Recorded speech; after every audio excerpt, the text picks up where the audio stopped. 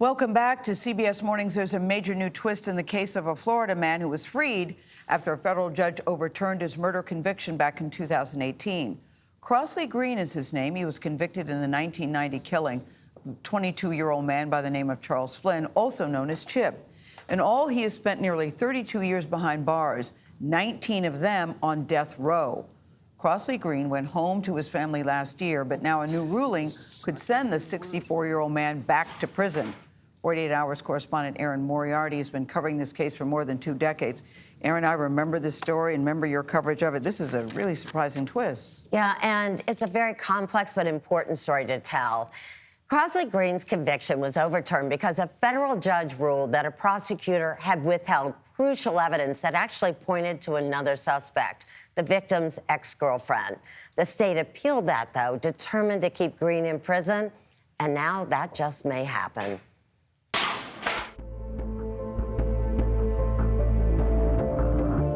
He never did no wrong. Why is our hearts got to be broken all over again for something that he did not do? Crosley Green's sister, Shirley White, and brother O'Connor Green struggled to make sense of the court decision that has shattered their lives. We love him, and we love him to death, and we don't want to see him go back in there. Nearly 4 years after a federal court overturned Green's conviction, a federal appeals court reinstated it. The state of Florida has asked that Green be returned to prison. Do you think, in a way, that facing this possibility that he could go back to prison is almost worse because he has been home with you? That's why it hurts so bad. We got him here. You give him to us. Why take him back from us? It was just 1 year ago that Green came home for the first time in 32 years, released because of COVID risks, while the court considered the state's appeal. I feel good, real good. He was greeted by relatives he had never met and got a taste of freedom that he had long forgotten. How would you describe this past year, your year of freedom? It's been wonderful. It's really been magnificent in a way, due to the fact that I'm with my family, I'm with my kids, job. I mean, it's been fantastic. Green landed behind bars after he was charged with the murder of a 22-year-old Florida man, Charles Flynn. Flynn's former girlfriend, Kim Halleck, told police a black man robbed them and then shot Flynn. Halleck picked Green, a local small-time drug dealer, out of this photo lineup, although I really didn't get a real good look at him. I was really scared. There was no physical evidence tying Green to the crime, no fingerprints, no weapon, no blood. But Green was convicted by an all-white jury in 1990. Over the years, Crosley Green never changed his story, insisting he was at a party when Chip Flynn was murdered. I kidnapped no one, I killed no one. I did none of those things. And 2 sheriff department officers on the scene that night believe him. When Brevard County Deputy Sheriff Mark Rixey and Sergeant Diane Clark arrived, Flynn was still alive. First words out of his mouth were, "Get me out of here. I want to go home." Did he mention anything about an assailant? Nope. No. I'm thinking, what the hell is going on here? Rixey and Clark even told the trial prosecutor of their concerns at the time. He took notes. Mark and Diane suspect the girl did it. She changed her story a couple of times. But the prosecutor never turned over those notes to Green's defense team. This is the evidence of innocence that was hidden by the prosecutor. Keith Harrison is one of Crosley Green's attorneys. They can't just hide that evidence. They can't cover it up.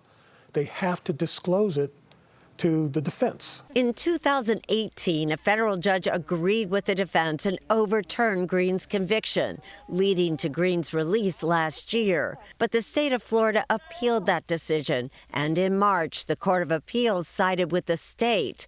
The court decided that the notes would not have changed the verdict at trial and ruled that Green shouldn't even be in federal court because he failed to exhaust all his claims in state court first. It's a setback for sure, and a setback for justice. Seth Miller is with the Innocence Project of Florida. I think the thing to take away from it is that courts ultimately care more about arbitrary procedural barriers than they do about the merits of someone's factual innocence.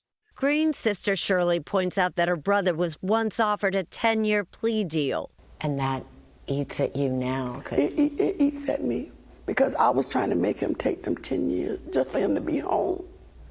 But he said, I didn't do it and I'm not going to take it. And then they turn around and give him all this time.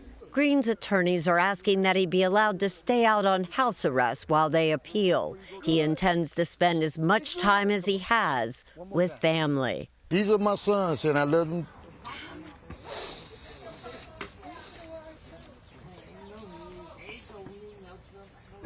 It'll be all right, man. We back. We here now. But with the uncertainty of his future, even a simple get-together becomes emotional.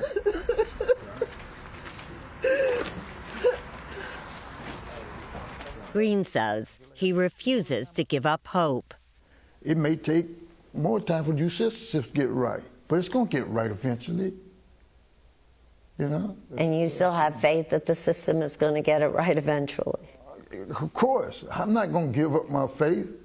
You know what I'm saying? I came too far to give up my faith. Look what it got me. Look what my faith got me. Here again, with you, with my family, you know, with friends. I can't say what gonna happen. Can't no one say what gonna happen. All I do, I get up and I pray. You understand what I'm saying? For another day.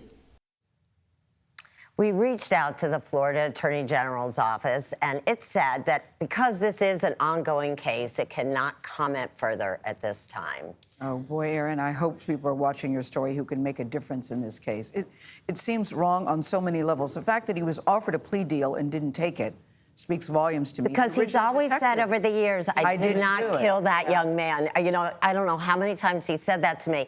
But a lot of people say that. You know, a lot of people say, I didn't do it, who have actually done it.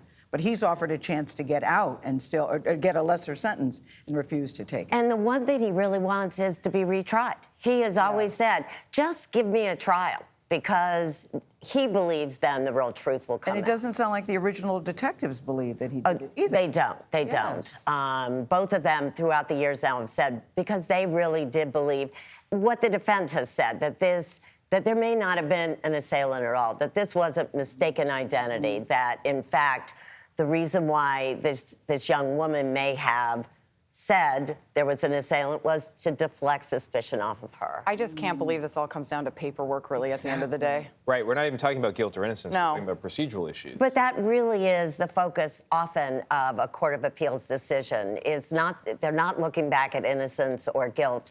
They're looking at whether the procedures were followed. So when will he know if he's going back? Within this next month, his defense attorneys are asking the entire 11th Circuit to do a rehearing.